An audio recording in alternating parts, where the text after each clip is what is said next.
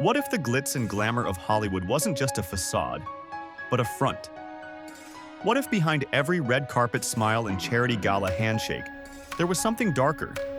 Something designed to control, silence, and erase. Why did Leonardo DiCaprio vanish without a trace? Why did Brad Pitt walk into a courtroom not as an actor, but as a haunted man with a steel case full of secrets? This isn't tabloid drama. This is the kind of truth that burns careers to the ground. We're talking blackmail disguised as mentorship, parties that were really traps, and footage no one was ever supposed to see. Celebrities are nervous, studios are scrambling, and NDAs are starting to mean nothing. So the question is, how deep does this go? And who really runs the machine? Stick around till the end, because once this box opens, there's no closing it again. Brad Pitt didn't strut into that courtroom like some Hollywood demigod bathing in flashbulbs and fanfare. No, sir. Gone was the trademark smirk that screams, "I've got this under control, and also, have you seen my jawline?" No designer sheen, no entourage flapping around with pressed suits and scented mist. Just a man who looked like he'd gone 12 rounds with life and forgot to duck. And in his hands, a steel case. Not a prop. Not a MacGuffin. Not something with $1 million product placement. It was real. Too real. The kind of object that changes the temperature in the room just by existing. He wasn't there to put on a show, despite the popcorn-worthy expressions on the spectators' faces. He was there because something in him had cracked, and not in the "I need a silent retreat in Malibu" way. More like he'd finally had it with watching the same manicured monsters giggle over bubbly, while the skeletons tangoed behind closed doors. Everyone in that courtroom had once toasted to secrets they pretended not to know. But when Brad walked in, trailing silence like a funeral procession, jaws clicked shut. Because whatever he was carrying, that box wasn't courtroom material. It screamed the vault, or classified bunker buried 6 miles under desert sand. It was sealed with more than just cold steel. It had memory, names, and receipts that don't vanish with a publicist's phone call. The room leaned in like it was gossip hour, but what they really felt, that creeping horror that maybe this wasn't a scandal, it was Judgment Day. And inside that box, oh, just a little drive. Small thing. World-ending potential. And on that drive, oh, just Leonardo freaking DiCaprio. But not the version people toast to on yachts or glimpse ducking behind $900 sunglasses at film festivals. No, this was a different Leo, tied to a chair, faced like he'd been through a blender of bad choices and worse secrets. Bruised, dazed, very much alive, but only technically. And guess what? No PR team on Earth could airbrush that into a puff piece. People had been whispering for months. Leo didn't just disappear. He Houdini'd off the grid like he owed the universe money. And not the cute, finding himself on a vineyard in Tuscany kind of vanishing.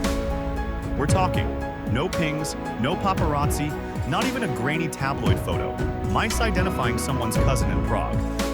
Just a void. And now we knew why. Turns out, our Oscar-winning heartthrob wasn't just sipping martinis. He was playing spy, investigating, documenting, pulling at the threads of a tapestry everyone else was too cozy to question. Private jets flying nowhere, fake charities with real money, hotels that didn't exist unless you knew which name to whisper at the desk. Leo was assembling a puzzle that, once solved, could ruin lives, careers, dynasties. And of course, when he got too close, poof, gone. But not without leaving breadcrumbs. He handed off everything, every ugly little truth, to the last person anyone expected to come crashing through the golden gates of denial. Brad Pitt. Not as a Hollywood icon, as a man wrecked. A man who'd seen the monster under the bed and realized pretending it wasn't real wasn't going to save anyone anymore. So here he was, dragging the truth into the light, whether anyone wanted it or not. He didn't just walk in with rumors. He brought receipts, burner phone logs, encrypted transcripts, chat messages so cold they made seasoned investigators sit back in stunned silence. Well, some of them. The rest, they barely blinked. And that's what terrified Brad the most. Because this wasn't just about Leo, and it wasn't just about Diddy. this was something else, something deeper, bigger, systemic. A machine not built on talent, but on control. A well-oiled beast that didn't need scripts or cameras because it made its own twisted cinema. Hidden cameras. Secret footage captured at moments when people were at their weakest, their most manipulated. They called them freak-offs, as if that made it edgy or exclusive. But these weren't parties. They were ambushes, factories of leverage, consent, if you could even call it that, wrung out by cocktails of drugs, coercion, and carefully engineered fear. And the cast, not just actors, not just influencers with brand deals and personal trainers. No, the real stars of this horror film were the ones behind the curtain, handlers, financiers, the ones who don't show up on IMDb. Men in tailored suits clutching satellite phones, their money so far offshore, it had its own zip code. You don't accidentally stumble into this world. You're brought in, or trapped. And while Hollywood's top brass pretends it's business as usual, the cracks are already spreading. Agencies aren't returning calls. Contracts are getting reevaluated. Entire projects have gone dark without explanation. That eerie silence, it's not a denial. It's panic. Because no one's afraid of lies anymore. They're afraid of the truth surfacing in a leaked photo, a forgotten file, a whisper turned into a name on a subpoena. People laughed at Cat Williams when he tried to warn us. Said the parties weren't parties, they were setups. Said Hollywood doesn't reward brilliance, it rewards obedience. But we brushed him off, called him bitter, unstable. Turns out he just didn't play the game. And now, the game's being exposed, and no one wants their face on the scoreboard. Maybe Cat Williams wasn't ranting. Maybe he was just one of the few who saw the storm before the sky split open. And now, even the untouchables, the platinum-plated first-name-only icons, aren't sleeping so soundly. Usher, Bieber. The old stories they used to laugh through on talk shows? Suddenly those anecdotes feel less like nostalgia and more like confessions wrapped in PR polish. The jokes, they don't land anymore, they echo. Because what once passed as mentorship now reeks of grooming. The late-night studio sessions, the extravagant gifts.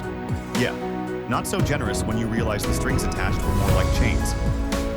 This isn't just about what was done, it's about who helped do it.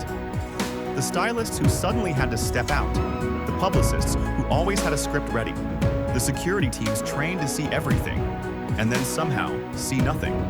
And let's not forget the lawyers, those magicians who made NDAs disappear beneath mountains of glossy contracts and performance clauses. Who knew? Who looked the other way? Who decided silence was easier? Meanwhile, Leo's still a ghost. Some say he's in hiding, some say he's dead. Others say he's watching, waiting, playing the long game with one hand on the final domino. Whatever the truth, one thing's clear. He doesn't just have evidence. He has the blueprint, not to a scandal, to the system itself. One federal agent called what Brad brought in Hollywood's Pandora's box, and once it cracked open, there was no stuffing the darkness back in. Light poured in, and with it came the sound, soft at first, of monsters scuttling for cover. Because this was never just about Diddy. If it were, they'd have tied a bow on it by now. No, this runs deeper, into the soil, into the money. It's about the roots, the financiers who paid for silence with charity dollars, the studios that laundered hush money through diversity programs and wellness retreats, the executives who never showed up at the parties because, well, they owned them. And now investigators are combing through something straight out of a dystopian script. Live surveillance feeds, hidden cameras still transmitting. One showed a heavily guarded compound in the Balkans, another, a sprawling estate in the Caribbean. Real places, real people, still in operation.